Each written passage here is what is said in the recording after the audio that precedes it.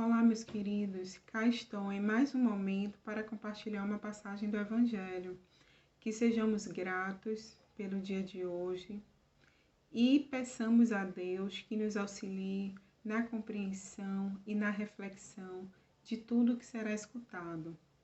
No Refletindo o Evangelho de hoje, nós vamos falar sobre o capítulo 12, Amai os vossos inimigos. Aprendestes, amarei o vosso próximo e odiarei os vossos inimigos. E eu vos digo, amai os vossos inimigos, fazei o bem àqueles que vos odeiam e orai por aqueles que vos perseguem e caluniam.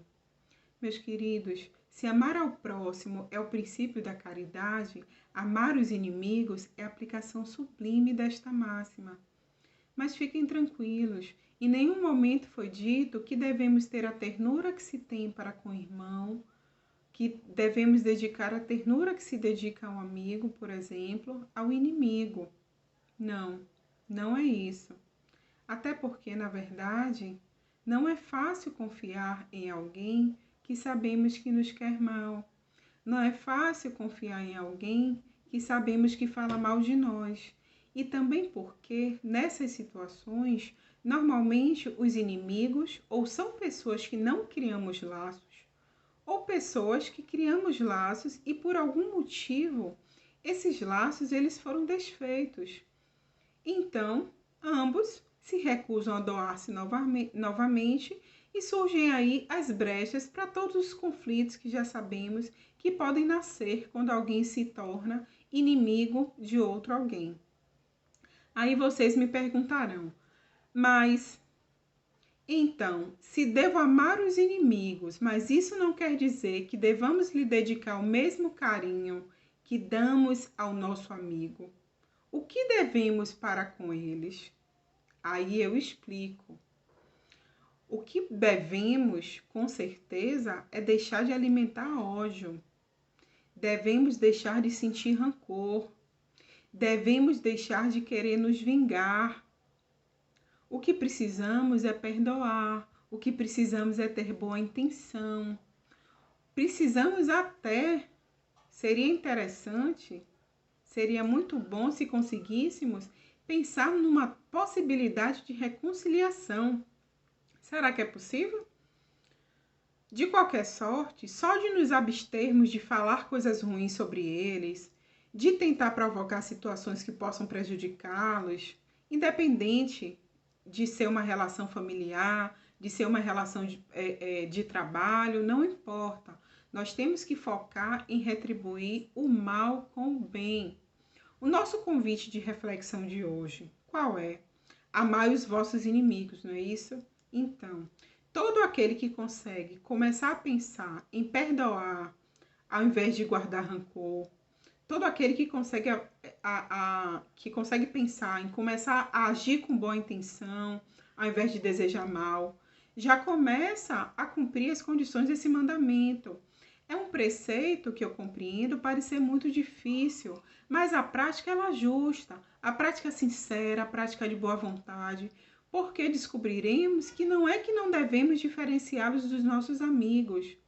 Vamos buscar, como eu disse, não prejudicá-los, nem odiá-los, muito menos querer nos vingar. Não esqueçam, devemos pagar o mal com o bem. Agora sim, não podemos nos esquecer que a maldade, ela não é um estado permanente dos homens. Todos nós temos uma centelha divina. Em algum momento, ele perceberá que se encontra em erraticidade e ele vai buscar se tornar alguém melhor. Enquanto isso não acontece, ao invés de seguir os passos deles, perseguindo, vamos tentar servir. Quem serve, prossegue, não é verdade? Então, não percamos tempo. Estamos em busca de quê? Equilíbrio. Estamos em busca de evolução. Seja qual for o caminho que estamos percorrendo, seja qual for o momento que estamos na nossa vida agora, certamente queremos a sombra da misericórdia. Falamos tanto, Deus tenha misericórdia, Deus tenha piedade. Então, se não tivermos misericórdia com os que nos assaltam a paciência, Deus vai ter misericórdia de nós? Então sejamos indulgentes, tanto quanto possível, e com certeza estaremos nesse momento conseguindo fazer progressos com o outro e principalmente com nós mesmos. Que possamos perdoar, que possamos ter indulgência, mas tudo de forma discreta, tudo em silêncio. Não tem necessidade de gritar aos quatro cantos que perdoou, não tem necessidade de gritar aos quatro cantos que poderia estar se vingando e não está. Não, sem necessidade de humilhar. Estejamos atentos somente à vontade de Deus, sem reclamação, sem gritaria. Vamos tentando suportar situações delicadas, eu sei. É muita maledicência, algumas vezes sarcasmo. Fica até impossível, às vezes, por alguns momentos, passarmos por isso tudo sem nos colarizar. Mas eu digo a vocês com toda a segurança que, pelo estado que nos encontramos, é natural nos colarizarmos, a ponto de sentirmos até desconfortos emocionais. O que não podemos esquecer é que estaremos amparados quando desejarmos enfrentar essas questões pessoais voltadas ao outro, principalmente, teremos o amparo e a proteção da espiritualidade. Então sejamos gentis, tentemos viver sem provocar antipatias, sem provocar descontentamento. Eu sei que não é fácil, depende muito da interpretação do outro, mas vamos fazer a nossa parte, vamos conferir ao próximo o direito de pensar o que ele quiser, opinar da forma que ele quiser, sem nos ofender. A nossa jornada, ela está bem amparada. Eu gosto muito dessa palavra amparo. Amparo significa apoio do alto, significa proteção divina. E se queremos boas companhias, que vibremos na frequência para que essas companhias nos cheguem, nos inspirem ao bem, nos inspirem ao trabalho, nos inspirem ao progresso. Vamos tolerar sem mágoa, vamos parar de atiçar a discórdia, que sejamos os perseguidos, jamais os perseguidores. Sejamos indulgentes com as mentiras, com as calúnias. Sejamos pacientes e bondosos. Pacientes e bondosos. A caridade que consiste em dar esmolas ao pobre é a mais fácil de todas, mas há uma bem mais penosa e, consequentemente, bem mais meritória, que é a de perdoar os que Deus colocou em nosso caminho para ser os instrumentos de nosso sofrimento, para nos submeterem à prova a nossa paciência. Agora, se vocês precisam ainda mais de motivos para começarem a pensar sobre tudo que conversamos até agora, eu lhes darei. E para isso falarei também de um subitem que tem no Evangelho dentro desse mesmo capítulo. É a passagem Inimigos Desencarnados. Meus amigos, vocês com certeza sabem que a morte ela livra momentaneamente da presença material. Agora imagine a morte de um inimigo. Se devemos ter indulgência e benevolência para com os inimigos encarnados, com certeza, mais ainda com os inimigos desencarnados. Portanto, para que evitemos perseguições espirituais, de ódio, de vingança, é muito eficaz que consigamos ter bons procedimentos. É muito eficaz que tentemos ter bons pensamentos.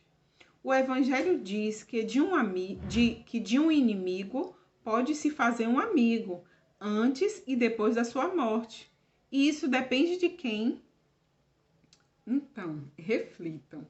O sacrifício ele é penoso, amarmos quem nos ultraja, quem nos persegue, né? Quem já nos caluniou, quem fala mal de nós, ou ainda que tem atitude que vai nos prejudicar, mas é justamente nesses momentos que somos experimentados.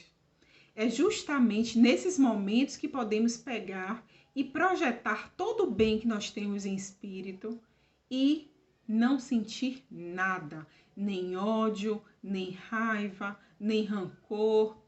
Não vale a pena odiar quem nos odeia. Se for assim, valeremos tanto quanto eles. Não esqueçam, o amor nos aproxima de Deus, o ódio só nos afasta dele. Eu espero ter conseguido ser clara ao trazer as palavras do Evangelho para a nossa reflexão.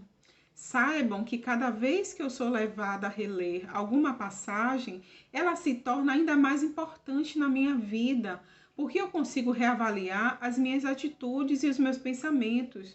Eu espero ter conseguido entregar um carinho na alma de vocês. No final, meus amigos, é sobre Jesus, amor e caridade. Fiquem com Deus. Obrigada por mais uma vez refletirem comigo. Que o Mestre Jesus ampare e proteja a nossa semana. Que a Mãe Maria abençoe a todos nós. Um grande abraço e até a próxima.